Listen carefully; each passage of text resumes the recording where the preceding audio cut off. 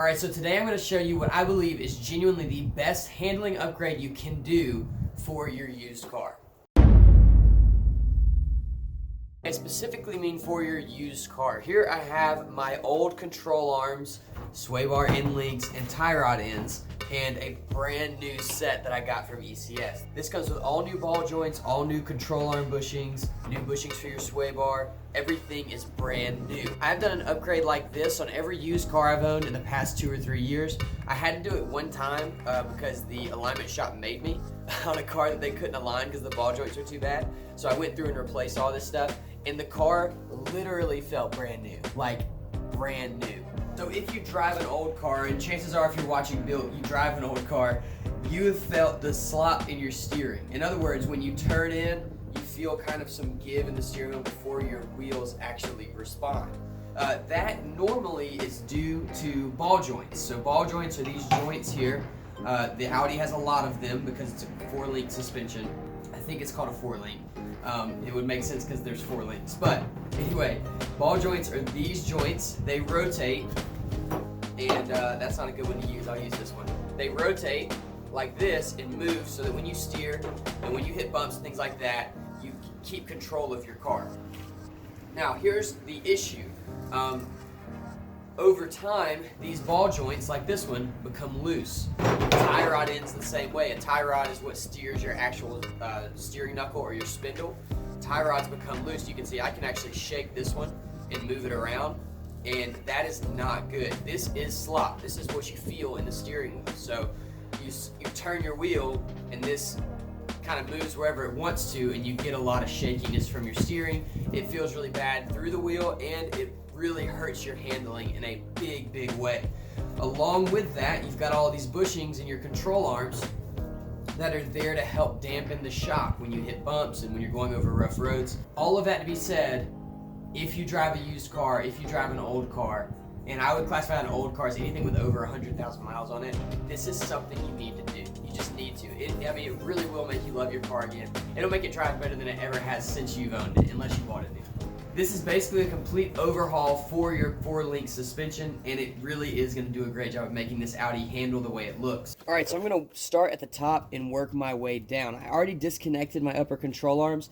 This is a simple process, but it can be time consuming because this pinch bolt gets stuck. If you want to see me remove that, I've got a video where I did this suspension and I removed it in that. It did take me a lot of time because it was rusted in there. So it's out. These are just kind of floating up here right now. The tie rod end I also had to remove to replace my CV axles.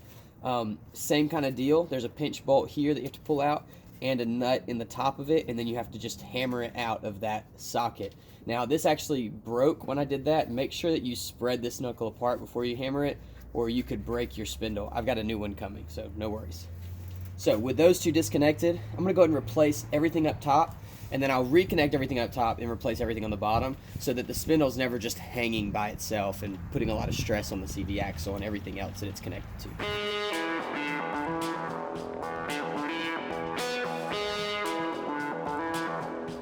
So I forgot that my tie rod end was holding the other side when I did this. Because this tie rod end is broken, or this piece right here is broken, it just fell. That's not good. We don't want that to happen.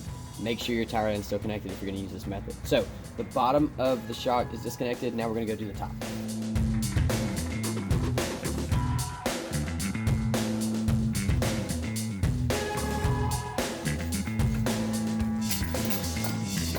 Alright, so now we'll grab our 16mm wrenches and we'll use them to get these bolts out.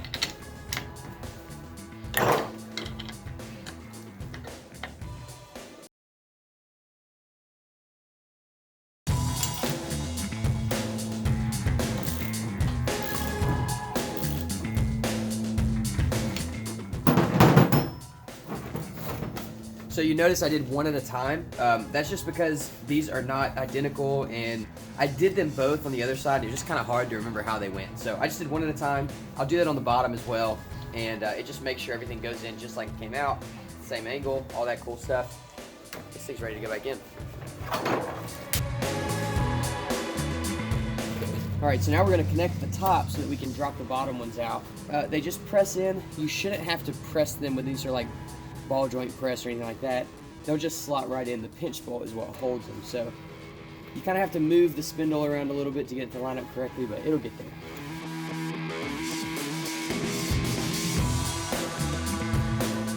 Alright, so there's that one. Kind of just have to get it right at the correct angle and it'll pop in. But it's not going to stay there, so you kind of have to keep this in the right spot so that that doesn't pop out. Try to get the other one in.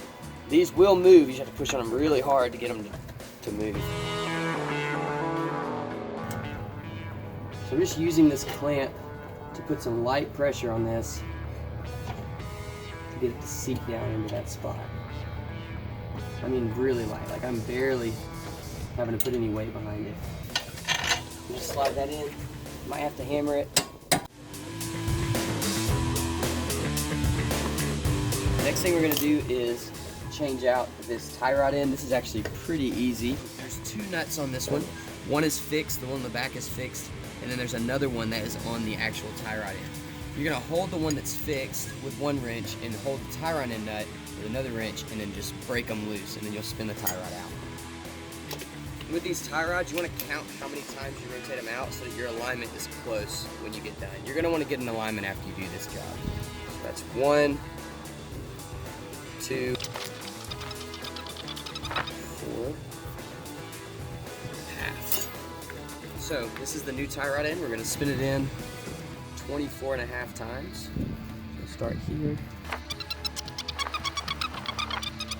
24.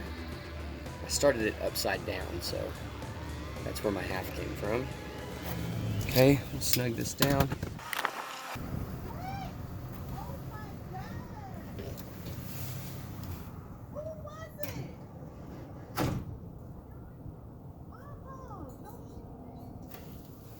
That's my mail lady. And we're gonna leave that right there until I get this new spindle put in.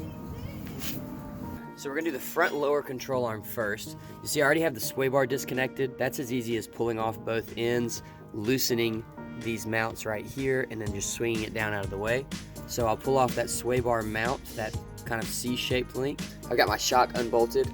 I've got to unbolt this bolt inside of here and that nut and bolt combo right up there. So I'm gonna do that and get that out. I'm gonna show you some tricks to get this bolt out because it is not very easy. To get this bottom bolt loose, you're gonna take your 18 mil, stick it on there, foot on the brake, pull, and it'll come out. Now, depending on how long it's been or how old your part is, it may take a decent amount of force. And I'm gonna go ahead and run that one all the way off. Alright, so this is the part that can get a little bit frustrating. I'm leaving my control arm connected for now, and what I'm going to do is take a hammer.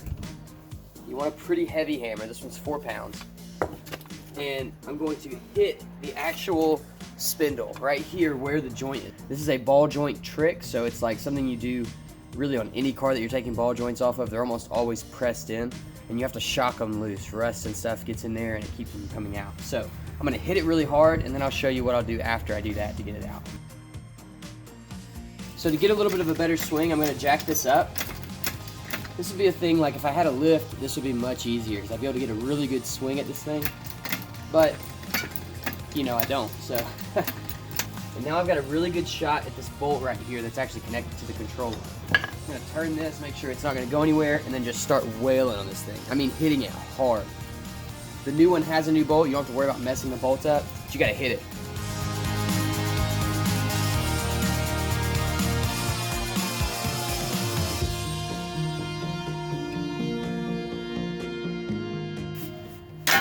Yeah! That's a good feeling. All right. So with that out, you've got to pull your shock off of the control arm because otherwise it's going to just kind of keep it held in. That's what was happening in our case. All right, so with that bolt out, and control arm's out. That's the hardest one, I think, out of all of them because of this joint. But look at that joint. Like, the boot's completely gone. It's easily movable by hand. That is a good example of a blown ball joint. So, really glad we're doing this. So here's the old unit and the new unit, and as you can see, they're drastically different. These are completely compressed. I can see cracks all the way around this bushing. Obviously this thing looks really rough, so we're in good business here. And then this was the big culprit of sloppy steering. You can see this one now is not going anywhere, and the boot looks great. So really excited about this. This is going to make this car, I mean, it's going to make it drive awesome. Let's put it in. So putting this thing in is just a reverse of the removal. This will go in first into the ball joint kind of socket area, and then you'll pop this in the back. I'm just going to hyperlapse putting this stuff back together to save us a little bit of time.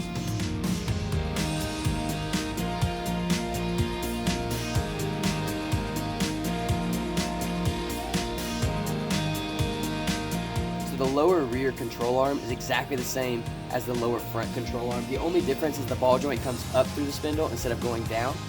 So the way we're going to handle that is we'll take the rotor off, take the brake caliper off, and kind of swing them out of the way, and I'll hammer down onto the threads just like I did with the front one.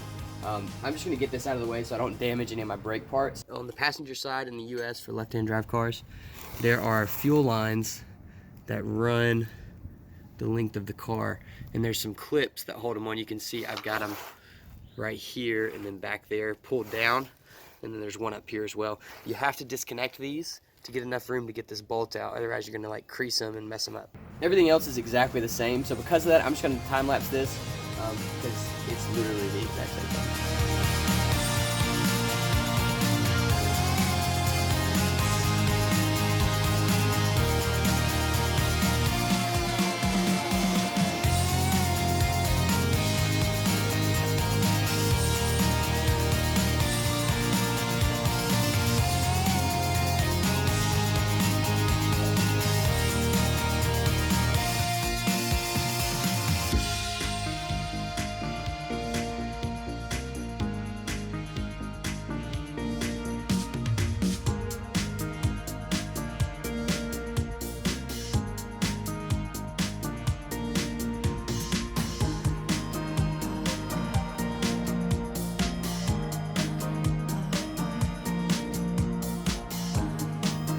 This is the finished product. So we've got upper control arms, new tie rod ends, lower control arms, and obviously you guys know that all of our suspension has been replaced. So this car has had every single suspension and steering component that I can think of replaced, which means it should handle really, really great. The only thing I haven't done is reattach the sway bar. I'm gonna do that later because like I said, I've got to get a spindle for the other side.